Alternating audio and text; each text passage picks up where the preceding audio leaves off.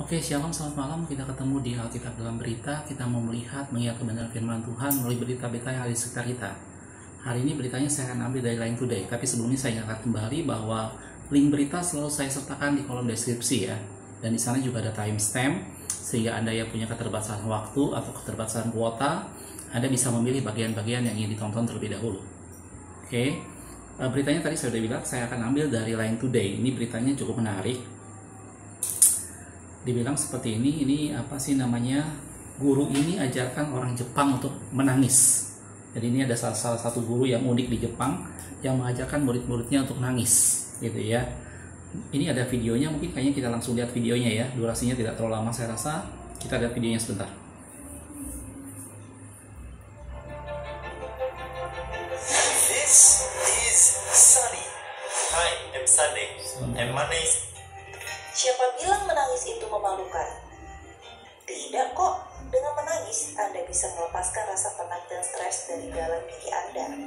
Di Jepang sendiri, sudah banyak sekolah dan perusahaan yang mendorong siswa dan pegawainya untuk menangis. Hidefumi Yoshida, seorang pria 43 tahun yang juga mantan guru SMA, selama 5,5 tahun menyebut dirinya sebagai Nabide Sensei atau guru air mata. Yoshida telah mengajar di beberapa sekolah dan perusahaan di seluruh Jepang untuk membantu orang-orang menemukan manfaat dari menangis. Yoshida mulai menyadari manfaat menangis setelah salah satu mantan siswanya berhenti datang untuk konsultasi setelah siswa itu membuka diri dan menangis.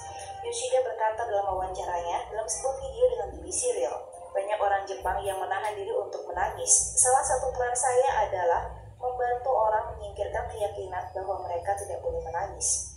Bersama Hideo Arita, Profesor Emeritus di Fakultas Kedokteran Universitas Toho, di tahun 2014 Yoshida meluncurkan aktivitas untuk meningkatkan kesadaran akan manfaat kesehatan dari menangis. Di tahun 2015 sendiri, Jepang sudah mulai memperkenalkan program pemeriksaan stres wajib untuk perusahaan. Sejak itulah, Yoshida menerima banyak permintaan untuk memberikan konseling. Melalui penggunaan film sedih, surat emosional, dan pemandangan indah, Yoshida mengklaim telah membantu 50.000 orang menangis. Ini adalah bagian dari jasa di Jepang yang disebut Rikatsu, yang berarti pencarian air mata.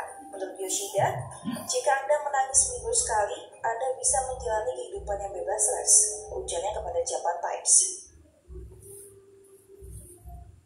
Iya, ini satu berita yang cukup menarik karena apa sih namanya, biasanya menangis menjadi sesuatu yang apalagi untuk cowok ya, mungkin kita sering menganggap bahwa itu sesuatu hal yang tidak maco atau sesuatu hal yang cengeng apabila kita menangis. Nah, artikel tadi adalah gambaran tentang waktu di Jepang bagaimana orang-orang mulai ada sebuah guru yang mulai mengajarkan menangis untuk melepas stres gitu. Dan saya yakin penelitian untuk ini juga udah banyak, ada banyak orang yang melakukan penelitian dengan mengambil sampel air mata yang keluar, terus dilihat dari sana ternyata dari sampel air mata itu ada enzim-enzim stres yang keluar dari sana gitu. Tapi kalau kita lihat dalam firman Tuhan, menangis tadi saya udah bilang, dari artikel tadi kita udah lihat bahwa itu salah satu bentuk untuk seseorang melepaskan stres, melepaskan ketegangan hidupnya dengan cara menangis, membuat dia lebih lega gitu ya. Saya teringat dengan satu ayat pada waktu itu Raja Hizkia sakit keras dan hampir mati gitu, dan kemudian dia menangis di hadapan Tuhan. Ayatnya ada dalam 2 Raja-Raja 20 ayat 1-6. Saya akan bacakan ya. Pada hari-hari itu Hizkia jatuh sakit dan hampir mati. Lalu datanglah Nabi Yesaya bin Amos dan berkata kepadanya, beginilah firman Tuhan, sampaikanlah pesan terakhir kepada keluargamu, sebab engkau akan mati dan tidak akan sembuh lagi. Itu perkataan Nabi Yesaya kepada Hizkia. Lalu Hizkia memalingkan mukanya ke arah dinding dan ia berdoa kepada Tuhan. Tuhan, ingatlah kiranya bahwa aku telah hidup di hadapanmu dengan setia dan dengan tulus hati, dan bahwa aku telah melakukan apa yang baik di matamu. Kemudian menangislah Hizkia dengan sangat. Tetapi Yesaya belum lagi keluar dari pelataran tengah, tiba-tiba datang firman Tuhan kepadanya. Baliklah dan katakanlah kepada Hizkia, raja umatku, beginilah firman Tuhan, Allah Daud, bapa leluhurmu. Telah kudengar doamu dan telah kulihat air matamu. Sesungguhnya aku akan menyembuhkan engkau. Pada hari yang ketiga engkau akan pergi ke rumah Tuhan. Aku akan memperpanjang hidupmu 15 tahun lagi. Dan aku akan melepaskan engkau dan kota ini dari tangan Raja Asyur. Aku akan memagari kota ini oleh karena aku dan oleh karena Daud hambaku. Itu cerita dalam firman Tuhan bagaimana Hizkia waktu itu sakit keras dan akan meninggal. Kemudian Hizkia berdoa pada Tuhan dan dia menangis. Dan Tuhan mendengar doanya sehingga Tuhan menjawab doanya dan memperpanjang umurnya 15 tahun. Itu bentuk bagaimana ungkapan tangisan di hadapan Tuhan itu Tuhan perhitungkan. Sebagai bentuk bagaimana dia menyerahkan hidupnya kepada Tuhan, bagaimana dia menyesali, bagaimana dia memohon sesuatu dengan sangat kepada Tuhan. Dan tangisan itu Tuhan jawab dengan bentuk Hizkia mendapat perpanjangan umur selama 15 tahun. Dan cerita yang lain kalau kita lihat dalam kehidupan Daud, bagaimana dia banyak sekali menulis dalam kitab Mazmur tentang dia bagaimana dia menangis di hadapan Tuhan.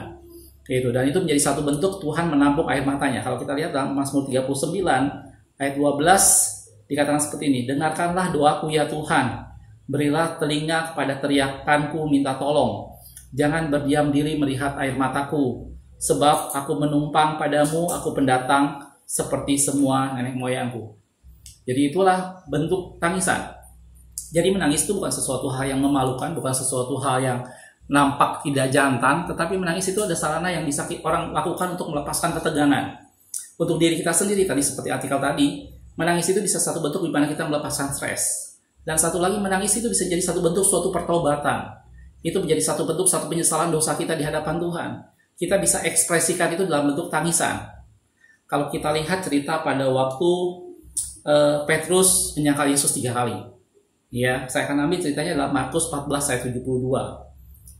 Dan pada saat itu berkokoklah ayam untuk kedua kalinya. Maka teringatlah Petrus bahwa Yesus telah berkata kepadanya, sebelum ayam berkokok 2 kali, engkau telah menyangkal aku 3 kali. Lalu menangislah ia terseduh-seduh. Itu adalah ungkapan bagaimana Petrus menyesali apa yang dia lakukan.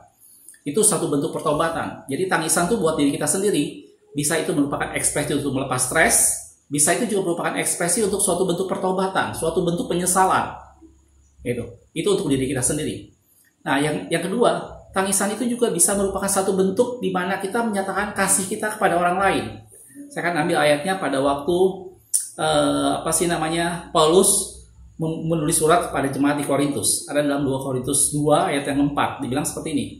Aku menulis kepada kamu dengan hati yang sangat cemas dan sesak dan dengan bercucurkan banyak air mata.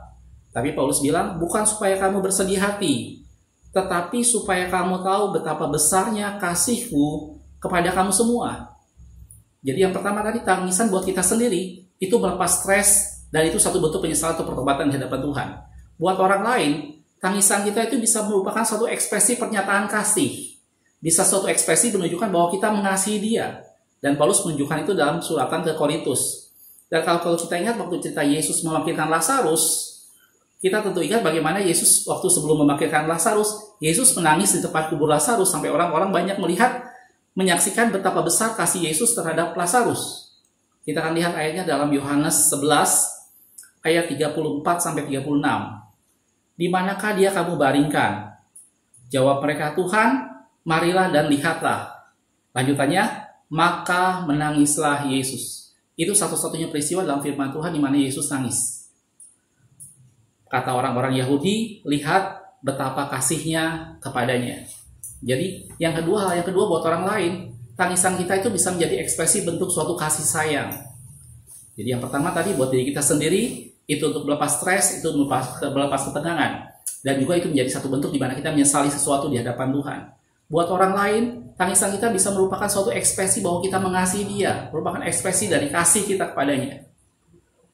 Dan yang ketiga, untuk Tuhan, kalau kita menangis di hadapan Tuhan, itu menjadi satu bentuk bagaimana kita bersyukur dengan kasih yang Tuhan berikan. Kita bisa bersyukur dengan semua yang Tuhan berikan, kita bersyukur dengan kasih Allah yang kita terima, dengan keselamatan, dengan penebusan yang Yesus lakukan. Dan itu kita bisa ekspresikan dalam bentuk tangisan kita kepada Tuhan, untuk mengucap syukur sebagai satu bentuk bahwa kita bersyukur pada Tuhan dengan sangat.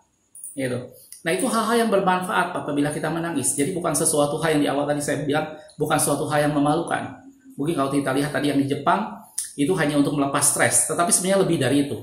Tadi saya sudah bilang, itu bisa menunjukkan pertobatan kita, itu juga bisa menunjukkan ekspresi kasih kita kepada orang lain, dan itu juga bisa menunjukkan ucapan syukur kita yang sangat kepada Tuhan, bagaimana dia mengasihi kita, bagaimana dia menuntun kita, bagaimana dia memimpin hari-hari kita, dan bagaimana dia mengasihi kita dengan menyerahkan nyawanya bagi kita. Pertanyaan kita bagi kita semua saat ini adalah, kapan kita terakhir menangis di hadapan Tuhan? Biasanya kalau orang yang udah lama melayani atau hamba-hamba Tuhan, biasanya dia udah kebal untuk menangis.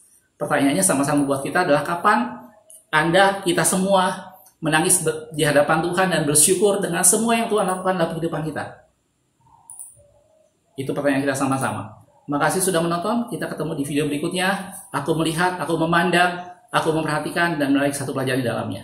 Tuhan Yesus berkati.